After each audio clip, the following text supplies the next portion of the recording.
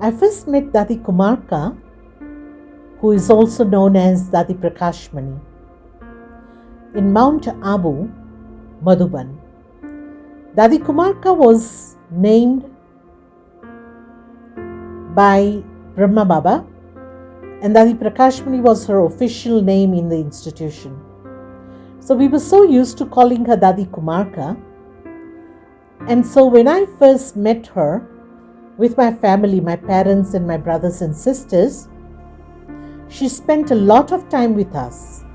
She had meals with us, she showed us around, she chatted with us, she shared knowledge with us. Her valuable time was spent behind us. The second time I met Dadi in Mount Abu again, in 1974, in my long school holidays, I went to spend time, it was approximately 2 months, and Dadi gave me accommodation just above her room in Pandav Bhavan. So she could keep an eye on me. I was quite young, I was 14.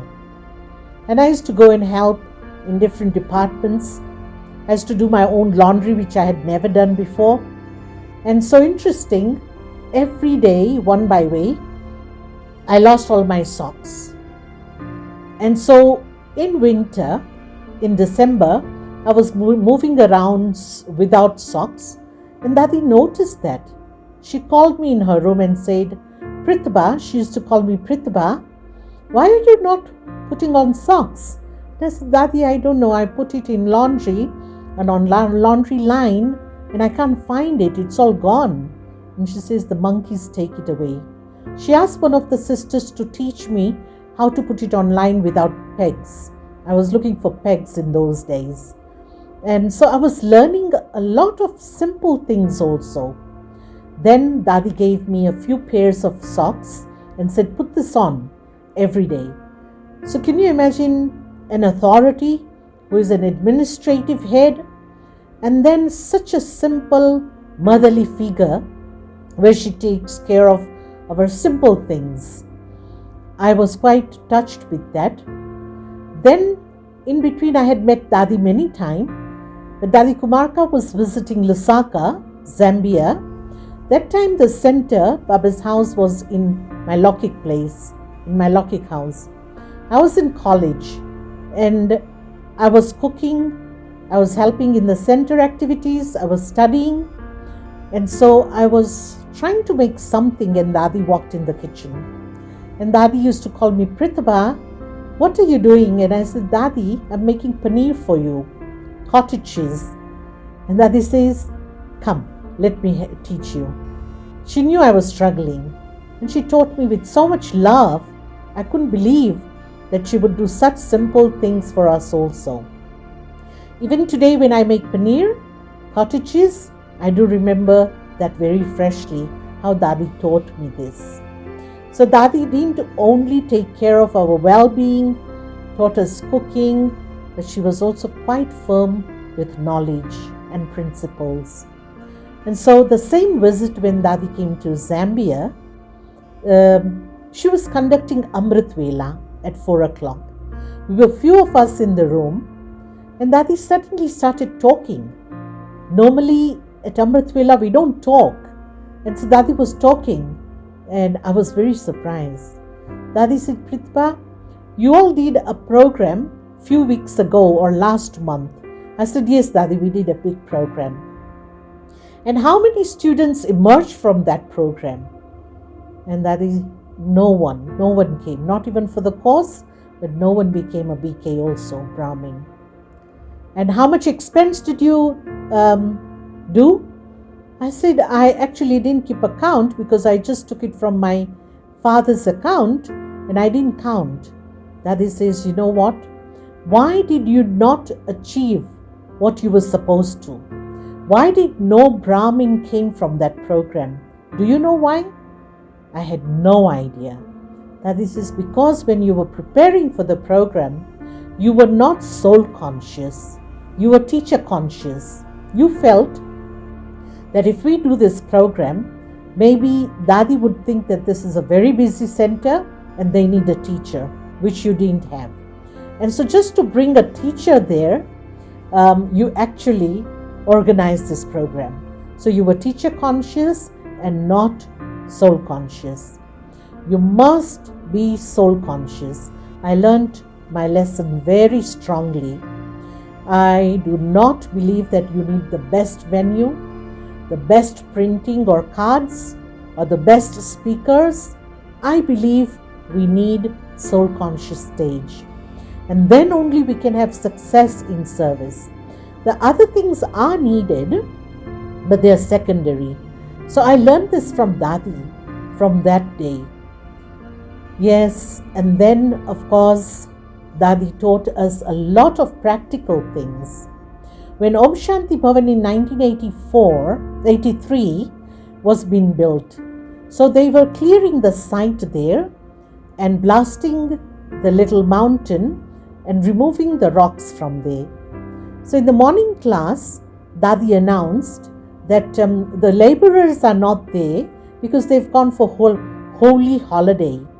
And so we need to clear this site for tomorrow. So can you all come and do karma yoga? Come and pick the rocks up and move it on the side and clear the site. So after breakfast, we were all very excited, and I was also rushing to the site. And one of the teachers called me and said, Pratibha, where are you going? I said, oh, I'm going to do karma yoga. I'm going to pick the rocks up. And she says, that's not for us. We are teachers. Only students need to go and do that. So you don't go. But I didn't listen to that soul. I just said, no, I want to go. I want to clear. I want to help. So when I arrived at the site, guess what? I saw Dadi Kumarka there. She was also picking the stones up, picking the rocks up. It wasn't like work. It was like entertainment. It was like a game. And an authority, Dadi, who could give such elevated knowledge and guide people's life, was doing a simple service as picking the rocks up. And that gave us so much enthusiasm because that was her practical life.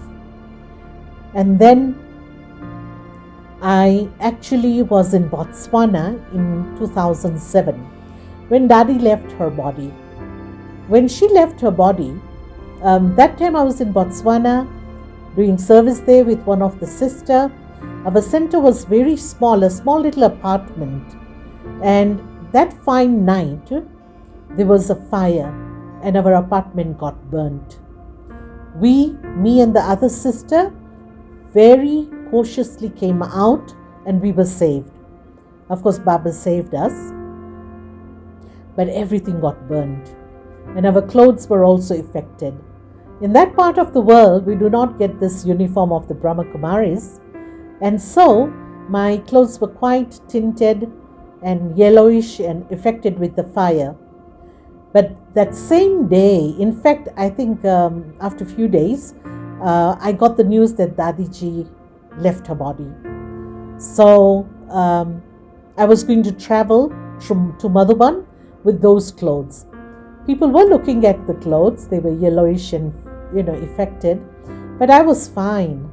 What I was content is that I arrived on time for Dadi's final farewell. And so I was like, looking at my fortune, and we gave such a sweet, soft farewell to Dadi. Dadi was an authority. I remember that same evening. In the morning, it was sunshine. Then it was cloudy. And then it started pouring. It was raining. And so the elements were also serving Dadi, respecting Dadi, who was the master of all the elements. And so Dadi's farewell was done.